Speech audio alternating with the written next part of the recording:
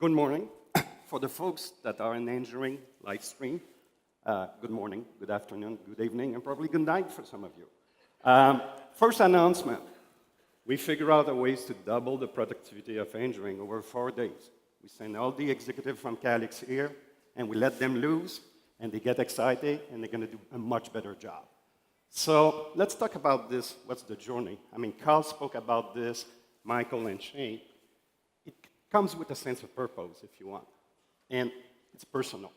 So the journey, if I step back, for us and for me, started not 10 years ago, but 4 years ago. And why 4 years ago? First, if I try to go back in time more, I'm going to fall down. But the reality is I started 4 years ago in the company. And what got me excited about Calix is the idea to rethink everything. Because if you want to have innovation, you have to be willing to do disruption. And you have to be willing to challenge everything that you know. Otherwise, you just do a better mousetrap. And if you don't believe me, go in the back, in the booth, and you're going to see one which AI in the back. Wi-Fi enabled. This is amazing. You can do these things. But that's not the goal we set up to our engineer. We said 4 years ago, how did the network look like in Access? It looks like this. Traditional ways to do it, if you want. Yes, 4 years ago, we had a goal. We said we're going to have gigabit speed in 50 cities. Remember that time? And we're going to populate gigabit speed. We also say for the first time at Calix, do we leave the ONT outside, or do we just turn it around and put it inside? But if you look at the state of the business, the way we were designing those networks, it was the same old ways to think about it. So we set up the course to say there got to be a better way. And that's the journey I'm going to talk to you in a minute. So let's talk about it. We were building at that time the next generation of operating system just for access. We're a pure play company. We're not trying to build something to be the mother of all. Been there, done that. We said there has to be a better way, and it starts with the software. That's the brain. But the goal we set at the time was to say this AXOS is going to have to do better than before. Can it help to simplify your network, your business, and your operation? Kind of easy to say. You just say to your engineer, oh, do that. How hard could it be? It took a lot of work. It took a lot of effort, time, business, and money. And this is something that was great we could do. But let's talk about the result right now. So the mission for us started with, can we rethink, essentially, this part? Starting not from the traditional ways of designing this way, but go the other way. What can we do starting from the subscriber to change everything? And this is a story about speed, feed, and reach. We anticipate that you're going to need gigabit speed.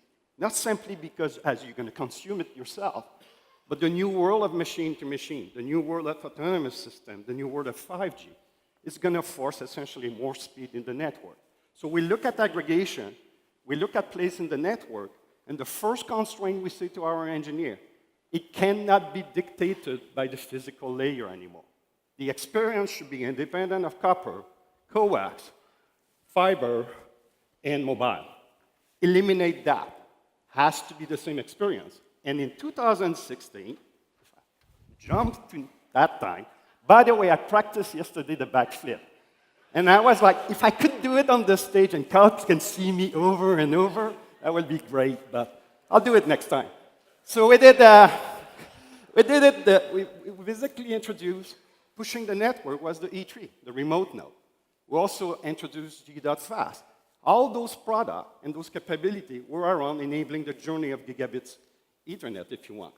Starting with Verizon and some of the early adopters of NG-PON2, we started to pave the path toward that capability of NG-PON2. That's going to change everything. And if you don't believe me, go into the breakout. There's a great session about what NG-PON2 can do on your network moving forward. But this is what's about speed, feed, and reach. And then we say, OK, we're here now. What do we do? Well, we realized there was this little box called an OLT. What can we do with that one? Are we willing to change the common thinking how this thing is designed? If you could go back to the previous slide, please. So when we look at the ONT, it was one step closer to the edge. We asked ourselves, what kind of capabilities and function could we embed into this product? There's intelligence out there that could benefit more to bring it closer if you want. And that's the thing that led us to think about integration of routing, integration of lawful intercept, integration of BNG, because this is an act of integration. If you integrate capabilities, you reduce the cost, you reduce the complexity, you solve problem of scale, because now you have an ability to make decisions locally and enforce real-time things. You can make the network more dynamic, and that's the path we took. And that's what the path that Shane presented last year when we introduced RPM. We also look into what class of system we're going to build. Do we build a traditional chassis-based? Do we build a modular? We had great product that do that purpose. But we wanted to take a page of the data center. Is there a ways to take advantage of disaggregation from a cost perspective, from a scale, from a compute? And that's created the new form factor that we call the E9. And that was to give you a ways to scale your network in the different ways. But we're not done. We're here now. And today we're really proud to introduce what's going to be the other element that can unify business, that can unify residential, that can unify the world of mobile into what we call the advanced routing module. This is the capabilities of a PE router integrated into the OLT, but also bringing you other capacity next adjacent to it. So our commitment to you is we don't want to move technology that doesn't matter, doesn't add anything. We're not interested in this thing.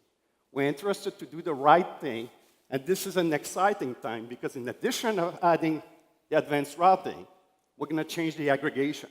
We're also going to give you a lot more port and density at better cost, so you can retire that complexity and take advantage of it. Because the new world of tomorrow, which is today, is happening now. And we want to design those products, not forcing you to think greenfield and brownfield. Doesn't matter. We understand investment protection. We understand there's ability to think it in the different ways in the greenfield. Our commitment is we're not going to force you in a path. That's a commitment. The second commitment I want you to understand is our desire is to stay in access. Because sometimes we get the comment, well, you're going to try to do a router or a switch. I've done that enough. We are a pure play. We're going to build technology for access and solely for access, and we're the only vendor that do that. All the other, they get confused into enterprise, service provider, 7 domain of networking. We're pure play. And we will remain because the success has been having you as our customer. So that is our commitment.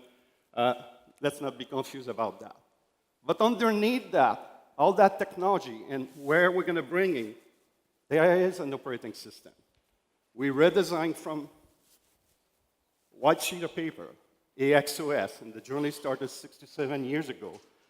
But we built it in a way that had new capabilities that were unseen in this industry. And a lot of this was around this design. First, abstraction. Abstraction with the silicon. Why? Because we wanted to bring the best of chipset and not be dependent on only one way to do things. That abstraction also allows us from an hardware level, because the software is decoupled also from the hardware, to imagine a world where we can build those systems ourselves, we're pretty good at them, or get a partner build it for us, or you buy the hardware and we instantiate the software, giving you economy of choice, economy of scale, no vendor locking. But we will continue to build the best system we can in access as well.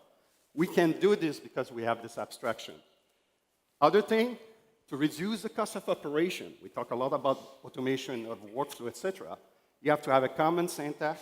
You have to have common services. You don't have to retrain and learn different ways every time you have a new product.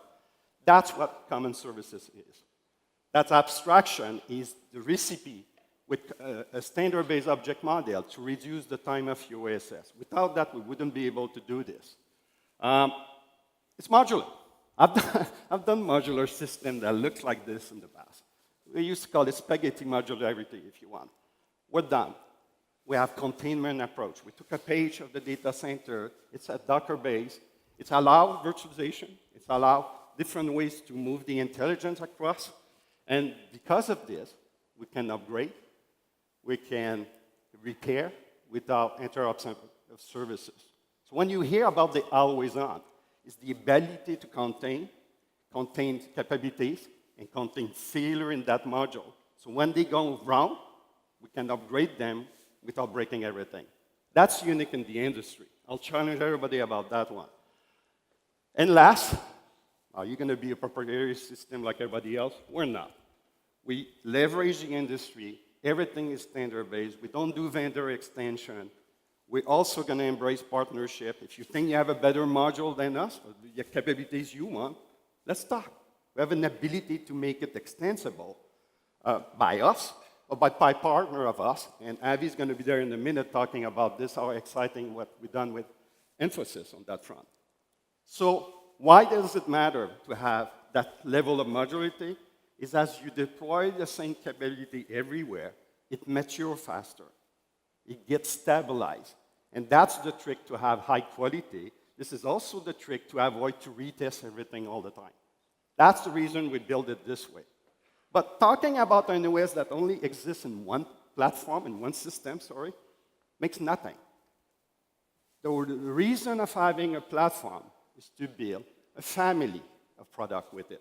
To build the right compute, the right size compute, the right capabilities, the right form factor in the right place in the network. We have now, this year, by now, for the first time, a complete portfolio, including the E7.2. And this portfolio will also support Active Ethernet user. Finally, we've done it. We also have those modules that we're going to bring and bridge across. And the point for us is to understand one thing. We will centralize what we can. We will distribute what we should. And we're not afraid to cannibalize ourselves in this process. This is our commitment again. On this, we have now, let me unleash you, the family of product. Welcome you to go in the back. You'll see all this innovation. You can touch it. You can talk to our expert. We have a family, but more important, we do it with partner, and we do it with you. And if we can turn on the light, and for those of you that can still stand up, if you are one of those customers that have the AXOS ribbon, please stand up. Because the one thing we need is to see you, to see what you bring in. Please stand up. Don't be shy. In fact, in a year or two from now, you will resell that ribbon because people are going to want it. Yeah. So what we need from you, for those early adopters, for the people that taking the risk, is passion, is sharing, is communication. And that's why we do those sessions. Without you, we're not going to have the viral effect of this adoption. And that's the only virus that we want you to have, is to get excited about this technology, about what we're going to do with it. And where we're going to bring it tomorrow, we don't know. You will tell us, and we will listen. On that, thank you. Have a good Halloween, by the way, and travel safe.